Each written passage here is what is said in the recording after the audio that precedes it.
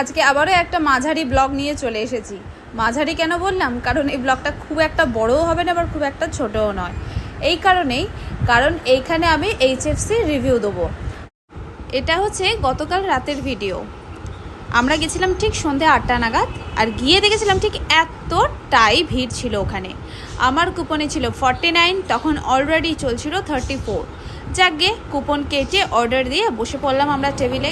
কিন্তু এখানে একটা বাজে এক্সপিরিয়েন্স হয়েছে, একখানাই এসি, এই একটা এসির ওপর আমাদের ভরসা। তাই প্রচণ্ড গরম লাগছিল আর খুব ঘেমে যাচ্ছিলাম।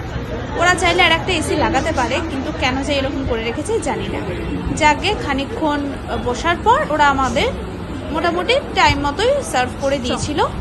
নিয়েছিলাম চিকেন স্ট্রিপস, চিকেন পাকোড়া, আরও বেশ কিছু দেখাবো তোমাদের। এইটা যেহেতু বাচ্চাগুলো বসেছিল চুপচাপ, ওরা তাড়াতাড়ি করে দিয়ে দিল।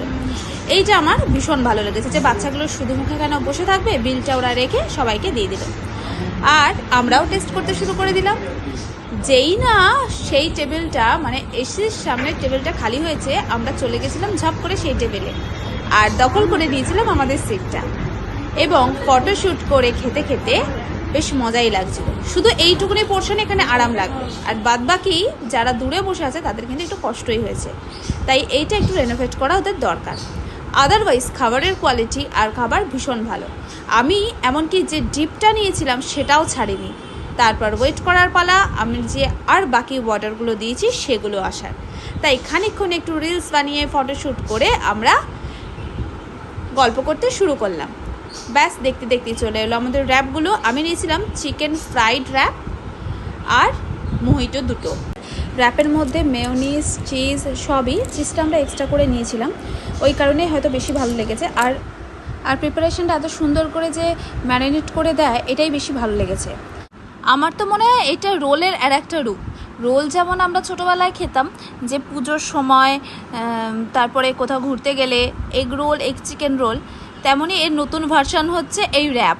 আমার মেয়ের তো র্যাপ খেতে ভীষণ ভালোবাসে, তার জন্য বাড়িতেও আমি ওকে বানিয়ে দিই হেলদিভাবে। যদিও আইডিয়াটা আমার ছিল, ট্রিটটা আমি দেবো বলেছিলাম। কেমন শম্পাকে আমি জিজ্ঞাসা করলাম, কিরে কেমন লেগেছে, অত বলো বুড়ি দি ভীষণ ভালো ছিল। এরপরে এবার আমাদের ডিনারটা হয়ে গেলে এখান থেকে আমরা বেরিয়ে যাব এবং বালিবাজার চলে এসেছিলাম। ওখানে কাবানাস থেকে শম্পা আমার গোপালের জন্য মিষ্টি কিনে নিল, আর আমি বললাম যে চল তাহলে একটু আইসক্রিম কিনি। তো আইসক্রিমও কিনে নিলাম আমরা। কিনে নিয়ে টোটোয় উঠে পড়লাম। এইবার আইসক্রিমগুলো সেবা আমরা বাড়িতে গিয়ে করব। আচ্ছা, তোমরা কে কে আমার মতো এইরকমভাবে খেতে ভালোবাসো সবাই কিন্তু কমেন্টে জানিও, কারণ আমি কিন্তু ভীষণ ফুডি। তারপরে বাড়িতে এসে আইসক্রিমটা সবাই মিলে সেবা করে নিলাম। শুধু যে একটা খেলাম তাই নয়, শম্পাও নিজের আইসক্রিমটা খাইয়ে আমাকে পরে দিয়ে দিয়েছিল। তারপরে সবাই মিলে সেই আইসক্রিম সেবা করে আমরা বসে পড়লাম আড্ডা দিতে, আর ঠিক করলাম ভূতের সিনেমা দেখব।